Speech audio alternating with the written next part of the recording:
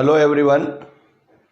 આપણે લાસ્ટ લેક્ચરમાં જે હાઇડ્રોજન પરમાણુમાં ઊંચી ઉર્જાવાળી કક્ષામાંથી જ્યારે ઇલેક્ટ્રોન નીચી ઉર્જાવાળી કક્ષામાં સંક્રાંતિ કરે ત્યારે આપણે જાણીએ છીએ કે બોર જે પરમાણુ મોડેલ છે એના અધિતક 3 મુજબ એ એક ફોટોનનું ઉત્સર્જન કરે અને એ જે ફોટોન છે એની ઉર્જા એ આ જે બે ઉર્જા સ્તરો જે છે એટલે કે ઊંચી ઉર્જાવાળી કક્ષા અને નીચી ઉર્જાવાળી કક્ષામાં રહેલી જે ઉર્જા જે છે એ ઉર્જાના તફાવત જેટલી હોય અને એના ઉપરથી આપણે એની આવૃત્તિનું, એની તરંગ લંબાઈ માટેનું અને એના તરંગ સંખ્યા માટેનું પણ આપણે એક સૂત્ર મેળવેલ, જેને આપણે રીડબર્ગનું સૂત્ર કહીએ છીએ.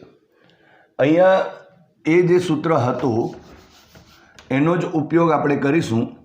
તો અહીં લખીએ કે 1/λ IF લખતા હતા ઇઝ ઇક્વલ ટુ R કૌંસમાં 1/NF² માઇનસ 1/NI². આ સૂત્રમાં એક વાત બીજી બી ઉમેરી દઈએ તો અહીં NI is greater than NF છે અને જ્યાં R જે છે એને આપણે રીડબર્ગ અચળાંક કહીએ છીએ. તો ફરી એકવાર આપણે આ સૂત્ર ઉપરથી જે પરમાણુના જે રેખીય વર્ણપટો છે અને એને અનુરૂપ જે સિરીઝ છે, શ્રેણીઓ જે છે એના વિશેની ચર્ચા કરીએ. તો અહીં સૌપ્રથમ આપણે આ સૂત્રની અંદર જો ધારો કે અહીં NI એટલે કે ઊંચી ઉર્જાવાળી કક્ષાનો ક્વોન્ટમ નંબર છે અને NF એ ઓછી અથવા નીચી ઉર્જાવાળી કક્ષા છે એનો ક્વોન્ટમ નંબર છે. તો અહીં જો આપણે એક કામ કરીએ કે જો ધારો કે અહીં n ઇઝ ઇક્વલ ટુ જો 1 મૂકી દઈએ તો 1/1² માઇનસ 1/ અહીં NI² થઈ જશે અને NIના જુદા જુદા મૂલ્યો માટે આપણે એ જે સિરીઝ છે તે આપણે મેળવી શકીએ છીએ. તો એ સિરીઝ કેવી રીતે મળે તેની પહેલાં ચર્ચા કરીએ અને કેવી રીતે એને દર્શાવી શકાય તે પણ આપણે વાતો કરીએ છીએ. તો આ જે સૂત્ર છે એ સૂત્રની અંદર પહેલું તો જો NF ઇઝ ઇક્વલ ટુ 1 હોય તો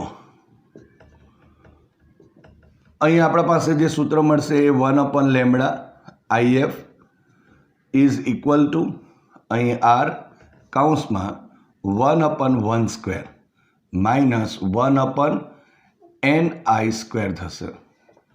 હવે આ જે સમીકરણ છે એ તમે જોઈ શકો છો કે જે લાઇમન શ્રેણી જે છે એના જેવું સમીકરણ છે. એનો મતલબ કે જ્યાં NI ઇઝ ઇક્વલ ટુ આપણે સ્ટાર્ટિંગ જો કહીએ તો 2, 3, 4 અને ... ઇન્ફાઇનિટી માટે ઓછામાં ઓછી અથવા નાનામાં નાની ટૂંકામાં ટૂંકી તરંગ લંબાઈ મેળવી શકાય. અને અહીં 2 જો આપણે મૂકીએ એટલે કે NI ઇઝ ઇક્વલ ટુ 2 હોય તો અહીં H આલ્ફા એટલે કે આ જે આપણને શ્રેણી મળી એ હોય તો આ કઈ શ્રેણી થશે? લાઇમન શ્રેણીની H alpha, H beta, H gamma, H delta ...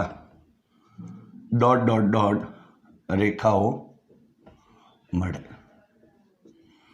એટલે કે જો આપણે 2 મૂકી દઈએ અહીંયા તો અહીં H આલ્ફા લાઇમન શ્રેણીની H આલ્ફા, પછી 3 મૂકીએ તો H બીટા, 4 મૂકીએ તો H ગેમા અને એ રીતે આગળ. તો અહીં આપણને પહેલો જે પોઈન્ટ આપણને મળે છે તે આ રીતે આપણે કહી શકાય. હવે સેકન્ડ પોઈન્ટ જો આપણે વિચારીએ તો એમ કહી શકાય કે જો NF ઇઝ ઇક્વલ ટુ 2 હોય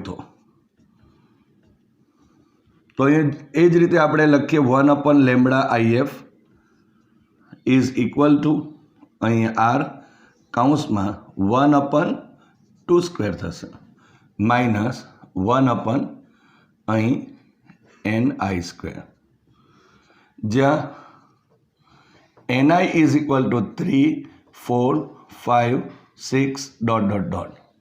અહીં મારે તમને એક વાત જણાવવી છે કે અહીં આપણા પાસે NIની કિંમત બદલાય છે. એટલે એનો અર્થ શું થયો કે જ્યારે 3 પરથી ત્રીજી ક્વોન્ટમ નંબરવાળી કક્ષામાંથી ઇલેક્ટ્રોન જ્યારે બીજી ક્વોન્ટમ નંબરવાળી કક્ષામાં સંક્રાંતિ કરે ત્યારે આ જે આપણા પાસે સિરીઝ બનશે શ્રેણી, એને આપણે કહીએ તો બામર જે છે એ બામર શ્રેણીની H alpha, H beta, H gamma, H delta રેખાઓ મળે.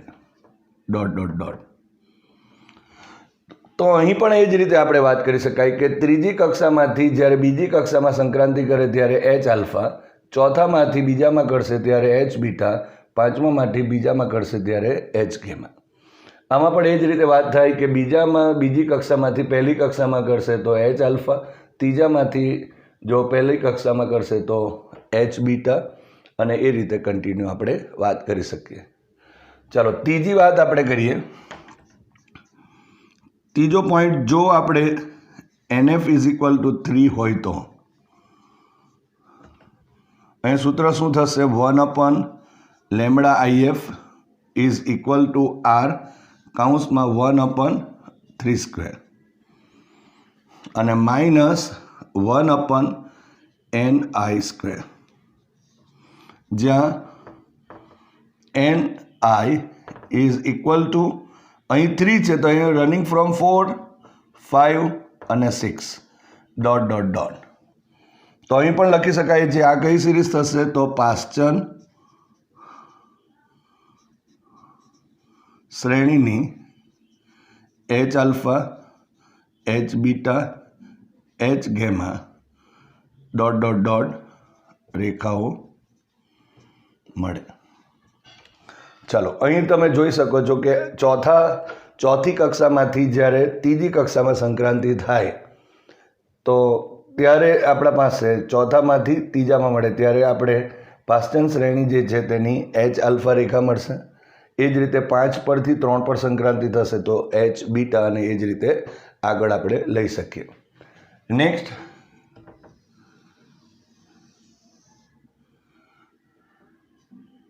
જે ચોથી જે છે એને આપણે જો લખીએ કે જો NF = 4 હોય તો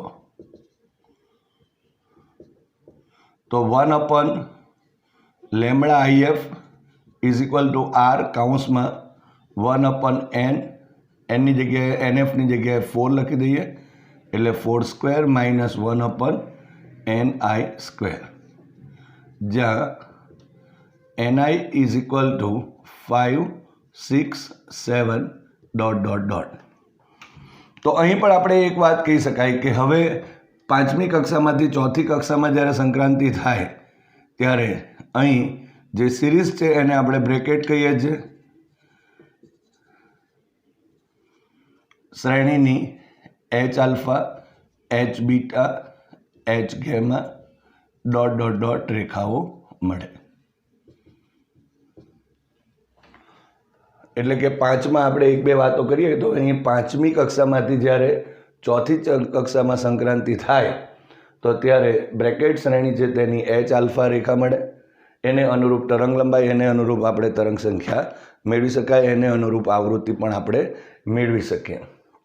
એ જ પ્રમાણે છઠ્ઠી કક્ષામાંથી જો ચોથી કક્ષાની અંદર સંક્રાંતિ થાય તો તે રીતે આપણે તરંગ લંબાઈ, આવૃત્તિ કે તરંગ સંખ્યા મેળવી શકીએ. હવે નેક્સ્ટ, જો NF = 5 હોય તો શું થશે? 1/λIF = R કૌંસમાં 1/5² -1/NI², જ્યાં NI = કેટલા આવશે? 6, 7, 8 અને ડોટ ડોટ ડોટ. તો એનો મતલબ શું થયો કે અહીં જે છઠ્ઠી કક્ષામાંથી જ્યારે 5મી કક્ષામાં સંક્રાંતિ થાય ત્યારે આપણને ખબર છે એ ફંડ શ્રેણી છે. ફંડ શ્રેણીની H alpha, H beta, H gamma dot dot dot રેખાઓ મળે. એટલે કે અહીં છઠ્ઠી કક્ષામાંથી જ્યારે ઇલેક્ટ્રોન 5મી કક્ષામાં સંક્રાંતિ કરે ત્યારે જે આપણને વિકિરણ ઉત્સર્જિત થાય એની આવૃત્તિ, એની તરંગ લંબાઈ, એની તરંગ સંખ્યા આપણે મેળવી શકીએ, અને એ જે રેખા છે તેને આપણે એચ આલ્ફા રેખા કહીએ. એ જ રીતે 7માંથી 5માં હોય તો ફર્ન શ્રેણીની કઈ આવશે? એચ બીટા રેખા મેળવી શકાય. તો આ રીતે આપણે અહીં જે હાઇડ્રોજન પરમાણુ છે એમાં જે ઇલેક્ટ્રોનની ઊંચી ઉર્જાવાળી કક્ષામાંથી જ્યારે ઓછી ઉર્જાવાળી કક્ષામાં સંક્રાંતિ થતી હોય ત્યારે જે ઉત્સર્જિત જે વિકિરણ છે અથવા તો ઉત્સર્જિત જે ફોટોન છે એની જે આવૃત્તિ છે એની તરંગ લંબાઈ અને એને અનુરૂપ જે તરંગ સંખ્યા હોય તે આ રીતે આપણે સૂત્ર દ્વારા મેળવી શકાય. હવે આને જો આપણે આકૃતિ દ્વારા જો સમજવું હોય તો કેવી રીતે? આપણે જે લાસ્ટ ટાઈમ ધરા સ્થિતિ ઊભી અને આડી રેખાઓ પર જ્યારે દર્શાવેલું ત્યારે પણ તે રીતે પણ આપણે દર્શાવી શકાય. કારણ કે પહેલી જે n=1 હતું, ત્યાર પછી પહેલી ઉત્તેજિત અવસ્થા એટલે n બરાબર 2 હતું. તો 2 પરથી 1 પર જ્યારે સંક્રાંતિ થશે તો તમે જોઈ શકો છો 2 પરથી 1 પર સંક્રાંતિ થશે એટલે લાઇમન શ્રેણી મળશે અહીં. પછી 3 પરથી બી 1 પર થશે તો પાછી લાઇમન જ મળશે. તો એ રીતે તમે આડી લીટી અને ઊભી અને આડી લીટી દ્વારા બી તમે એને સમજાવી શકો છો. પણ વધારે જો આપણને સારી રીતે સમજવું હોય તો આપણે જાણીએ છીએ કે અહીં આપણા પાસે ન્યુક્લિયસ છે અને એની ફરતે આ રીતે એની આપણે કક્ષાઓ દર્શાવી શકાય. આ રીતે આ 1 2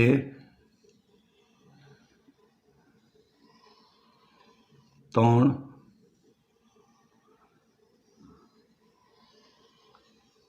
4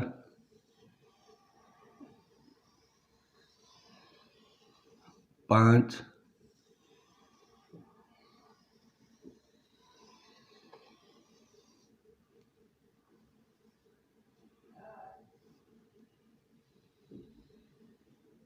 6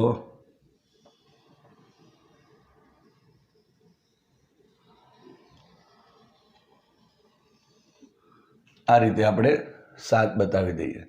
હવે ધારો કે અહીં આપણે લખી દઈએ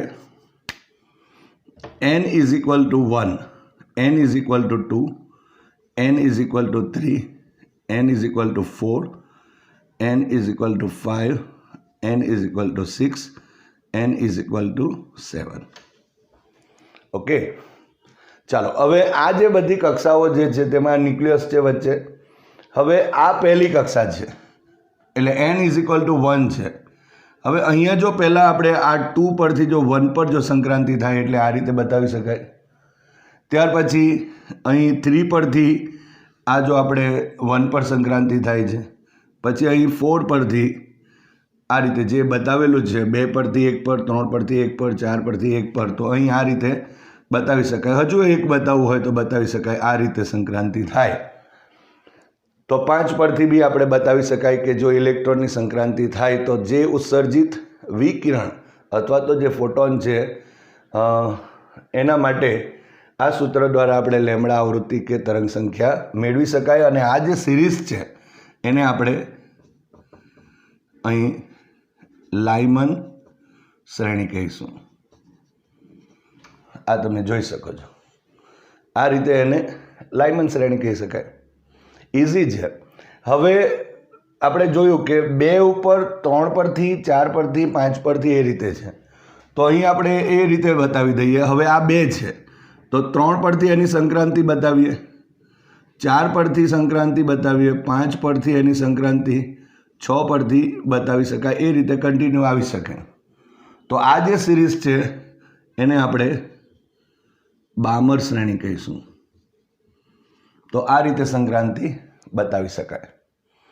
ત્યારબાદ આપણે 3 પર બી વાતો કરીએ તો આ 3 ઉપર 4 પરથી, 5 પરથી, 6 પરથી, 7 પરથી આ રીતે બતાવી શકાય. તો એના માટે આપણે જો 3 પર 4 પરથી 3 પર હોય તો એને આપણે પાશ્ચન શ્રેણી કહીએ છીએ. તો અહીંયા હું લખી દઉં છું પાશ્ચન શ્રેણી. એટલે અહીં તમે જોઈ શકો છો કે પરમાણુમાં જે ઉર્જા સ્તર છે એમાંના ઇલેક્ટ્રોન જે છે એની સંક્રાંતિના લીધે જે રેખીય વર્ણપટ આપણે મળે છે તે આ રીતે સમજાવી શકાય. હવે 5 પરથી 4 પર, 6 પરથી 4 પર અને 7 પરથી 4 પર, તો આને આપણે બ્રેકેટ કહીએ છીએ. અને છેલ્લે અહીં તમે જોઈ શકો છો 6 પરથી 5 પર, એટલે આ 6 છે એના પરથી 5 પર અને 7 પરથી, અને એ રીતે કન્ટિન્યુ. તો આ જે સિરીઝ છે એને આપણે શ્રેણી છે એને ફંડ શ્રેણી કહીશું. તો આ રીતે અહીં આપણે જે પરમાણુ છે એમાં રહેલા ઉર્જા સ્તરો અને એ જે કક્ષાઓ છે એ ઉર્જા સ્તરો અથવા તો કક્ષામાંના ઇલેક્ટ્રોનની જે સંક્રાંતિ થાય એના ઉપરથી કેવી રીતે રેખીય જે પરમાણુ વર્ણપટ છે તે સમજાવી શકાય તે આજે આપણે જોયું. હવે આપણે થોડા જે દાખલાઓ છે એ દાખલાઓની ચર્ચા કરીએ. સૌપ્રથમ અહીં સ્વાધ્યાયનો 12.5મો દાખલો જોઈએ. હાઇડ્રોજન પરમાણુની ધરા અવસ્થાની ઉર્જા એ -13.6 ઇલેક્ટ્રોન વોલ્ટ છે. તો આ અવસ્થામાં ઇલેક્ટ્રોનની ગતિ ઉર્જા અને સ્થિતિ ઉર્જા કેટલી હશે? જ્યારે આપણે આ થિયરીની ચર્ચા કરેલી ત્યારે એના બધા સૂત્રો આપણે મેળવેલા જ છે, પરંતુ જે કુલ ઉર્જા છે એ કુલ ઉર્જાના સંદર્ભમાં આપણે અહીં જે ટૂંકા જે સૂત્ર છે એ પણ આપણે મેળવેલા છે. તો તેનો જ આપણે અહીં ઉપયોગ કરીશું. અને બીજી એક વસ્તુ અહીં ધ્યાનમાં જે રાખવાની જે જરૂરિયાત છે તે કે તમે જ્યારે ગતિ ઉર્જાના જે સૂત્ર આપણે મેળવેલા છે એ લખશો અને તે પ્રમાણે પણ મેળવશો તો બી કોઈ વાંધો નથી, પરંતુ એ દાખલો થોડો લાંબો થઈ જશે. તો અહીં આપણે જો પહેલાં લખીએ તો હાઇડ્રોજન પરમાણુની ધરા સ્થિતિમાં, ધરા અવસ્થામાં ના જે ઇલેક્ટ્રોન છે એ ઇલેક્ટ્રોનની ઉર્જા એટલે કે કુલ ઉર્જા, જો આપણે કહીએ તો કુલ ઉર્જા E is equal two -13.6 electron volt છે. તો અહીં આપણને એ રીતે મેળવી શકાય. માટે અહીં ઇલેક્ટ્રોનની સૌપ્રથમ આપણે ગતિ ઉર્જા મેળવવાની છે, ત્યાર પછી આપણે સ્થિતિ ઉર્જા પણ મેળવીએ. ઇલેક્ટ્રોનની ગતિ ઉર્જા, તો એના માટે આપણે સૂત્ર જાણીએ છીએ કે ઇઝ ઇક્વલ ટુ -E. આપણે શરૂઆતમાં ભણેલા છે E is equal two -K, આવું આપણે સૂત્ર ભણેલા છે. તો અહીં ઇલેક્ટ્રોનની ગતિ ઉર્જા બરાબર અહીં K is equal to -E જેટલું આપણે લખી શકીએ. હવે E ઇઝ ઇક્વલ ટુ આપણને -13.6 ઇલેક્ટ્રોન વોલ્ટ આપેલ છે. તો અહીં જો આપણે કહેવું હોય તો કહી શકાય -13.6 electron volt. So is equal to અહીં પ્લસ થઈ જશે 13.6 ઇલેક્ટ્રોન વોલ્ટ જેટલું થશે. આ કે આપણને ઇલેક્ટ્રોનની ગતિ ઉર્જાનું મૂલ્ય મળે છે જે 13.6 ઇલેક્ટ્રોન વોલ્ટ જેટલું છે. હવે ઘણી વખત આપણને કદાચ પરીક્ષામાં આ જે ગતિ ઉર્જા અને સ્થિતિ ઉર્જા છે એ જો જૂલમાં માંગેલું હોય તો આપણે અહીં એ પણ જાણીએ છીએ 1 electron volt is equal two 1.6 into 10⁻⁹ joule. તો આ જે સંબંધ છે એનો ઉપયોગ કરી અને આ જે કિંમત છે એ તમે મેળવી શકો છો. ચલો નેક્સ્ટ પોઈન્ટ જો આપણે કહીએ તો છે સ્થિતિ ઉર્જા. હવે ઇલેક્ટ્રોનની સ્થિતિ ઉર્જા, તો U લખી દઈએ અને U is equal two -2K લખતા છે. આ સૂત્ર છે આપણી પાસે. હવે -2 અને Kની કિંમત મળી ગઈ 13.6. સો ઇઝ ઇક્વલ ટુ માઇનસ અહીં 2 અને 27.2 થશે. તો અહીં U ઇઝ ઇક્વલ ટુ આટલા ઇલેક્ટ્રોન વોલ્ટ થયા. તો આ રીતે તમે અહીં જે આ જે અવસ્થા છે એ અવસ્થાની જે કુલ ઉર્જા આપેલી હોય તો તેના પરથી ગતિ ઉર્જા અને સ્થિતિ ઉર્જા શોધી શકાય. ઘણી વખત આપણને કોઈ વખત સ્થિતિ ઉર્જા આપેલી હોય, કોઈ વખત ગતિ ઉર્જા પણ આપેલી હોઈ શકે અને એના ઉપરથી જે કુલ ઉર્જા છે અથવા તો એના સિવાયની જે ઉર્જાઓ છે તે શોધવા માટે કે પણ ખાસ કાળજી અહીંયા એ રાખવાની છે કે અહીં આપણે ઇલેક્ટ્રોન વોલ્ટમાં મેળવેલી છે અને જો જૂલમાં માંગેલું હોય તો આ સંબંધનો ઉપયોગ કરી અને તમે બધી ઉર્જાઓ દર્શાવી શકો છો. હવે સ્વાધ્યાયનો 12.4 જે દાખલો છે તે જોઈએ. એક પરમાણુમાં 2.3 ઇલેક્ટ્રોન વોલ્ટ તફાવત બે ઉર્જા સ્તરોને જુદા પાડે છે. જ્યારે પરમાણુ ઉચ્ચ સ્તરથી નિમ્ન સ્તર પર સંક્રાંતિ કરે ત્યારે ઉત્સર્જિત વિકિરણની આવૃત્તિ કેટલી હશે?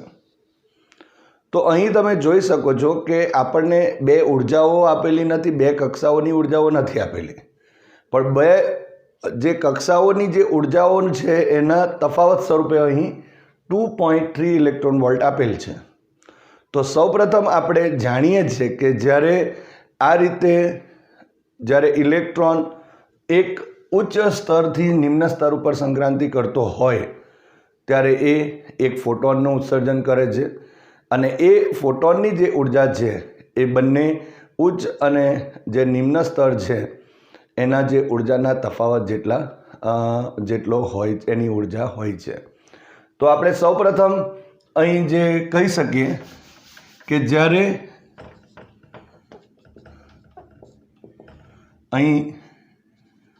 જ્યારે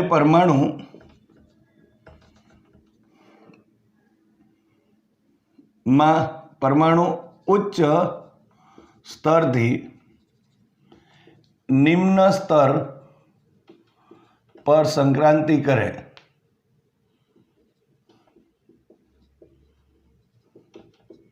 ત્યારે વિકિરણ, ઉત્સર્જિત વિકિરણ લખીએ. ઉત્સર્જિત જે વિકિરણ છે એ વિકિરણની ઉર્જા ઇઝ ઇક્વલ ટુ આપણે લખતા છે E2 minus E1 is equal two HF જેટલી હોય.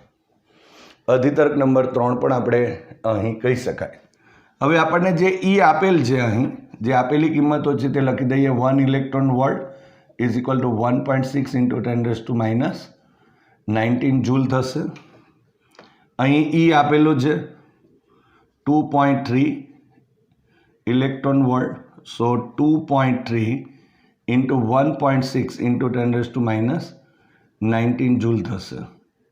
સો અહીં કેલ્ક્યુલેટ કરી નાખીએ. 2.3 ઇન્ટુ 1.6 ઇઝ ઇક્વલ ટુ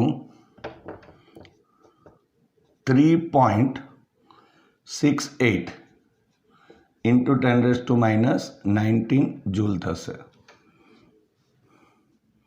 હવે અહીં આપણે જો આવૃત્તિ શોધવાની છે એટલે આવૃત્તિને સૂત્ર કરતાં કહીએ તો અહીં લખી દઈએ. પહેલાં ઉત્સર્જિત વિકિરણની આવૃત્તિ F, અહીંયા ન્યૂ પણ આપણે લખીએ છીએ, F is equal to E divided by H થશે. એટલે અહીં H પણ આપણે લખી દઈએ તો 6.625 ઇન્ટુ 10⁻34 જૂલ ઇન્ટુ સેકન્ડ.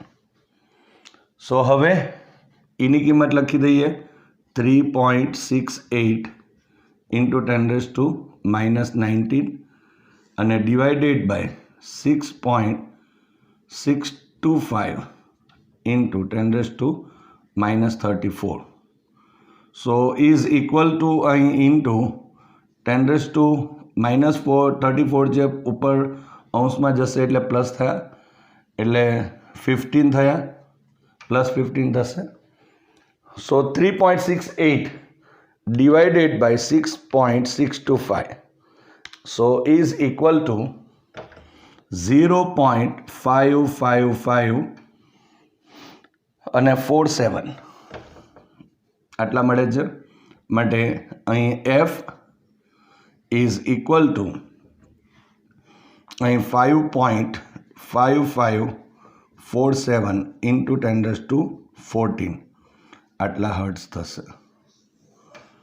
તો આ રીતે આપણે ઉત્સર્જિત જે વિકિરણ છે એ વિકિરણની આવૃત્તિ શોધી શકીએ.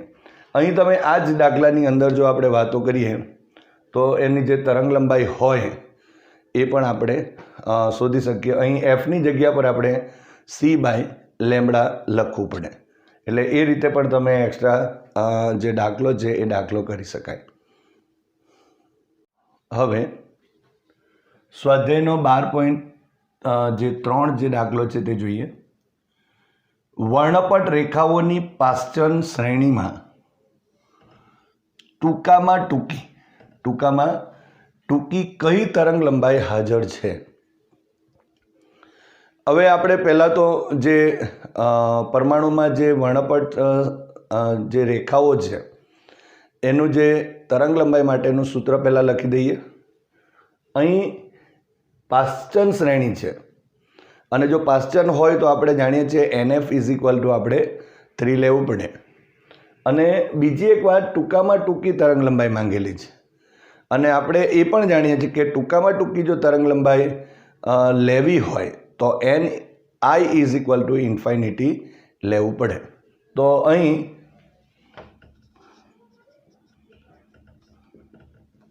લખીએ કે પરમાણુમાં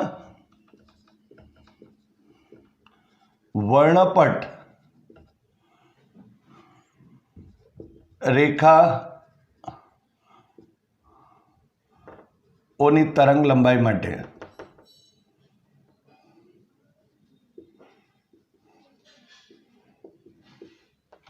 માટેનું જે સૂત્ર છે એ 1/λIF = R કૌંસમાં 1/NF² - 1/NI². હવે આમાં NF પાશ્ચન શ્રેણી માટે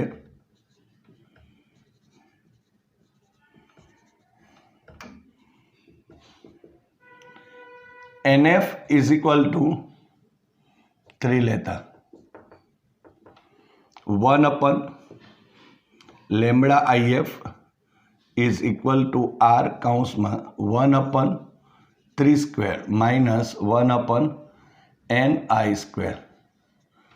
હવે ટૂંકામાં ટૂંકી તરંગ લંબાઈ માંગેલી છે માટે અહીં લખી દઈએ કે હવે ટૂંકામાં ટૂંકી તરંગ લંબાઈ માટે NI = લેતા. સો અહીં 1/λ minimum =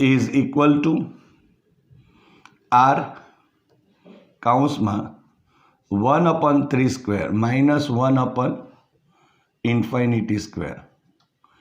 હવે 1/∞ એટલે 0 થઈ જશે. સો 1/λ minimum = R અને અહીં 1/9 - 0. સો અહીં 1/λ minimum = R/9 થશે. સો અહીં લેમ્બડા મિનિમમ = 9/R થયું. સો 9 / 1.097 × 10⁻7 મીટર ઇન્વર્સ આરની જે કિંમત છે તે સો = અહીં ઇન્ટુ 10⁻7. હવે 9 / 1.097 so is equal to 8.2042. આટલા શું થવાના માટે લેમ્બડા મિનિમમ = આટલા મીટર થયા. હજુ આપણે આને જો આ દશાંશ ચિહ્નને 2 સ્ટેપ આ તરફ જતા લઈ જઈએ તો 820.42 ઇન્ટુ 10⁻⁹ મીટર કહેવાય. અને 10⁻⁹ metre is equal to nanometre થશે, 0.42 નેનોમીટર. હજુ આપણે એક સ્ટેપ જો આગળ લઈ જઈએ તો 8204.2 જો લખીએ એટલે તો અહીં ઇન્ટુ 10⁻⁻ થાય અને 10⁻⁻ metre is equal to 8204.2 angstrom લખાશે. સો આ રીતે આપણે જે પાશ્ચન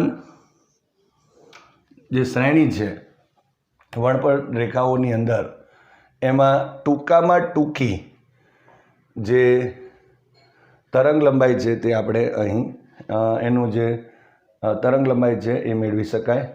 અહીં નેનોમીટરમાં પણ મેળવેલ છે, મીટરમાં પણ મેળવ્યું છે અને સાથે સાથે આપણે એંગસ્ટ્રોમમાં પણ મેળવેલ છે. આ જ રીતે જો અહીં આ આવૃત્તિ જો વાતો કરીએ તો આવૃત્તિનું સમીકરણ 1/λ મિનિમમ એટલે તરંગ સંખ્યાનું જે સમીકરણ છે એ પણ આપણે મેળવી શકાય. અને આ જ દાખલામાં અહીં માત્ર ને માત્ર મહત્તમ તરંગ લંબાઈ જો લખી દઈએ એટલે દાખલો આખો ચેન્જ થઈ જશે. અને આ દાખલાની અંદર પણ આપણે મેળવી શકાય. મહત્તમ માટે કઈ વાત થશે કે અહીં આ તો તેનું તે જ રહેશે, પણ ni ઇઝ ઇક્વલ ટુ અહીં 3 છે તો અહીં 4 લખાઈ જશે અને તે પ્રમાણે આપણે મહત્તમ તરંગ લંબાઈ પણ અહીં શોધી શકાશે. હવે સ્વાધ્યાયનો 12.8મો દાખલો જોઈએ. હાઇડ્રોજન પરમાણુની સૌથી અંદરની ઇલેક્ટ્રોન કક્ષાની ત્રિજ્યા 5.3 ઇન્ટુ 10⁻11 મીટર છે.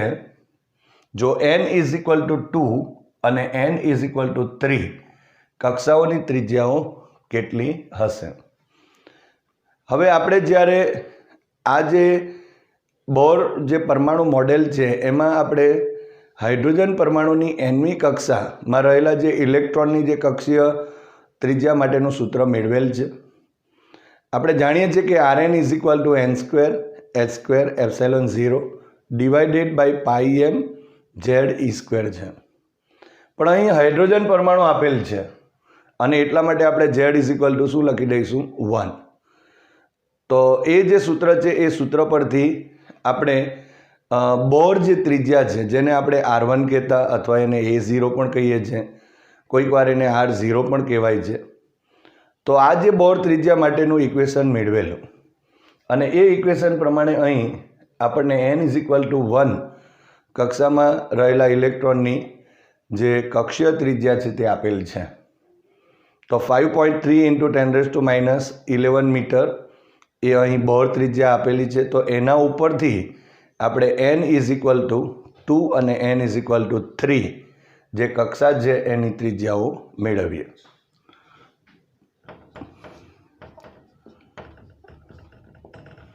તો અહીં લખીએ આપણે કે હાઇડ્રોજન જે પરમાણુ છે એ પરમાણુની nમી કક્ષામાં રહેલા જે ઇલેક્ટ્રોન છે એ ઇલેક્ટ્રોનની કક્ષીય ત્રિજ્યા, તો આપણે Rn લખીશું is equal to n² h²ε0 અને πm z is equal to 1 છે માટે e² લખી શકાય. તો જનરલ ઇક્વેશનમાં આપણે અહીં જાણીએ છીએ કે z આવે છે πm z e², પરંતુ z is equal two hydrogen પરમાણુ છે માટે 1 થશે. હવે આ જે કિંમત જે છે એટલેથી આ જે આપણા પાસે h²ε0 πm e² એને આપણે R0 કહીએ છીએ, A0 અથવા R1 કહીએ છીએ. તો R0 ની કિંમત આપેલી છે. R0 is equal to 5.3 into 10⁻11 metre આપેલ છે. માટે હવે સૂત્ર જો અહીં બનશે તે Rn is equal to n² into R0 થયું. આ હાઇડ્રોજન પરમાણુ માટે. કોઈ બીજા પરમાણુ માટે હોત તો ડિવાઇડેડ બાય ઝેડ લખવું પડે. તો અહીં Rn ઇઝ ઇક્વલ ટુ આપણને આ ઇક્વેશન મળી ગયું. હવે 1 બાય 1 આપણે n ઇઝ ઇક્વલ ટુ 2 માટે પહેલાં લઈ લઈએ. એટલે કે n બરાબર 2 કક્ષાની જે કક્ષીય ત્રિજ્યા છે એનું સૂત્ર મેળવીએ. તો સૂત્ર પહેલાં લખી દે એમ કે Rn is equal to n² into R0 સૂત્ર પરથી. જે n બરાબર 2ની જે કક્ષીય ત્રિજ્યા કેટલી થશે? અહીં R2 નામ આપી દઉં છું. સો અહીં 2² થશે અને ઇન્ટુ R0. સો 4 ઇન્ટુ અહીં 5.3 ઇન્ટુ 10⁻11 મીટર થયું. તો કેલ્ક્યુલેશન કરીએ તો 4 ઇન્ટુ 5.3 સો અહીં 21.2 ઇન્ટુ 10⁻11 મીટર થયું. સો R2 ઇઝ ઇક્વલ ટુ આપણને અહીં આ જે ત્રિજ્યા છે 21.2 ઇન્ટુ 10⁻11 મીટર મળે છે. પણ જો ધારો કે દશાંશ ચિહ્ન એક સ્ટેપ જો આ તરફ ખસેડી દઉં તો ઇન્ટુ 10⁻10 થઈ જશે અને આ જે કિંમત છે એ મીટરમાં જ છે. હવે 10⁻, કારણ કે એક સ્ટેપ ડાબી બાજુ ખસેડી એટલે 10⁻1 થયા અને 10⁻11 ઇઝ ઇક્વલ ટુ 10⁻10 થશે. હવે આ 10⁻10 metre is equal to 1 angstrom થશે. સો 2.12 એંગસ્ટ્રોમ થશે. એટલે આ રીતે મીટરમાં પણ આપણને મળે છે અને સાથે સાથે એંગસ્ટ્રોમમાં પણ મેળવી શકાય. હવે સેકન્ડ પોઈન્ટ આપણે જો જોઈએ તો n ઇઝ ઇક્વલ ટુ 3 નંબરની જે કક્ષા છે એની ત્રિજ્યા માટે પહેલાં સૂત્ર લખી દઈએ. Rn is equal to n² into R0 અને કક્ષીય ત્રિજ્યા R3 નામ આપી દઉં છું. એટલે 3² થશે into R0. So 3² is equal to 9 into 5.3 into 10⁻11 metre. So અહીં 9 into 5.3 is equal to 47.7 into 10⁻11 R3 metre થશે. હવે એક સ્ટેપ આપણે દશાંશ ચિહ્ન ડાબી બાજુ ખસેડીએ એટલે 4.77 થશે ઇન્ટુ 10⁻, હવે 10 થશે -10 મીટર. તો આ મીટરમાં જવાબ આપણને મળી ગયો અહીં. હવે આને આપણે એંગસ્ટ્રોમમાં લખવું હોય તો R3 is equal two 4.77 angstrom થશે. 10⁻10 મીટર એટલે 1 એંગસ્ટ્રોમ થયું. તો આ રીતે આપણે અહીં R3 પણ મેળવી શકીએ.